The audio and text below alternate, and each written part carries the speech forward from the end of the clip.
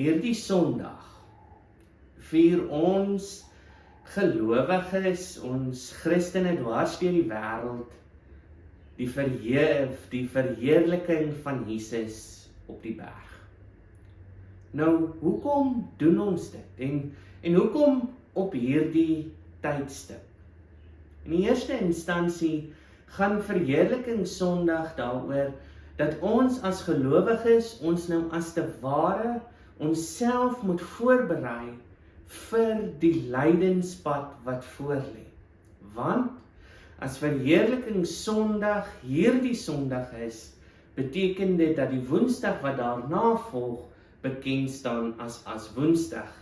En die lydenstyd, die pad wat Jesus stap na die kruis toe, is nou in volle swang, is nou in volle erns besig om plaas te vind. Maar wat gebeur op verheerliking Sondag? Of met Jesus se verheerliking op die berg? En dit is dood eenvoudig.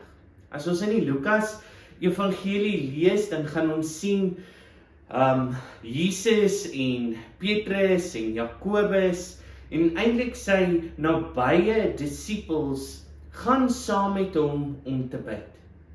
En wanneer ons dit lees, dan weet ons iets groots gaan gebeur, en in hierdie oomblik weet die disippels nie iets groots gaan gebeur nie, en hulle raak aan die slaap.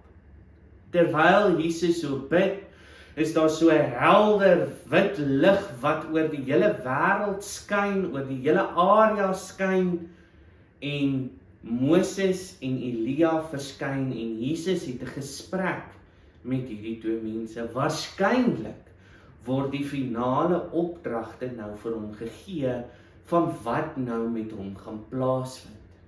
En in hierdie helder wit lig word die disippels wat saam met Jesus is wakker, en hulle sien wat voor hulle gebeur, en hulle staan in verwondering. Wat is nou aan die gang? Petrus se onmiddellike reaksie is om 'n hutte vir hierdie 3 mense te bou. En in my lewe en in my nadenke het ek altyd gewonder, hoekom? Hoekom wil Petrus dan nou in hierdie groot oomblik, wil hy iets doen, wil hy hutte bou vir hierdie 3 belangrike mense? En ons moet sê, Moses verteenwoordiging van die wet, en Elia verteenwoordiging van die profete, moet vir ons sê, wanneer hierdie 3, Moses, Elia en Jesus bymekaar kom, sê dit vir ons wie Jesus is. Jesus Christus is die Messias. Jesus Christus is die een wat die wet en die profete kom vervul. In hom is die woord, in hom is die lewe, in hom is die waarheid. En Petrus wil hutte bou. Petrus wil iets doen wat nie vir ons sin maak vandag nie. Die waarskynlike rede gaan daaromtrent dat Petrus in sy delirium, in hierdie ding van ek word wakker en dis hierdie blitsende wit lig in my oë, en jy probeer sin maak van die situasie, is dit eintlik vir hom net om te sê, maar weet jy, ek wil net hierdie oomblik vasvang. Die tweede moontlike rede, en dit gaan haal ons nou uit Matteus uit, is wanneer hy dan praat, hy wil eerder 'n tabernakel bou. Hy wil hierdie 3 mense eer. En dit wys vir ons wat Petrus en Jakobus en die disippels gedink het van wie Jesus is. Vir hulle was Jesus hierdie politiese leier, hierdie persoon, hierdie koning wat gaan kom en die Romeinse owerhede omverwerp en 'n nuwe koninkryk vestig vir die Jode. En aan die einde van al hierdie gebeure, wanneer Moses en Elia weggaan, sê die Here iets wat ons al vroeër in die evangelies raak gelees het, maar met een verandering. Hierdie is my geliefde seun, in wie ek myself verheug. Luister na hom.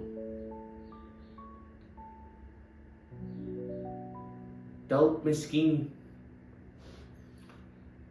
is jy op soek na 'n wonderwerk.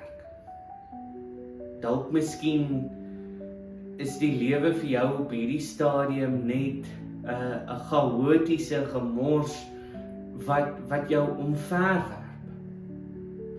Dalk miskien het jy hierdie helderende wit lig nodig, maar jy sien dit nie raak nie. Dit is wat verheerliking Sondag is voor. Om ons te herinner dat God se plan, God se wil, God se pad met ons en sy skepping veel groter is as wat ons ooit kan dink, besef of beskryf. Dat ons dalk hierdie wonderlike Jesus oomblikke in ons lewens net wil behou, want dit moedig ons aan om ons geloofslewe verder te loop. Maar vind ons hierdie klein oomblikke in ons lewens wat ons herinner aan wie Jesus Christus eintlik is. Hy is die Seun van God. Hy is die gestuurde. Hy is die een wat alles op die prys gestel het vir ons. Luister na hom.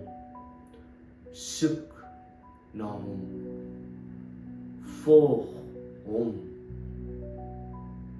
En dan, soos Paulus dit sê, sal alles ten goeie meewerk. Amen.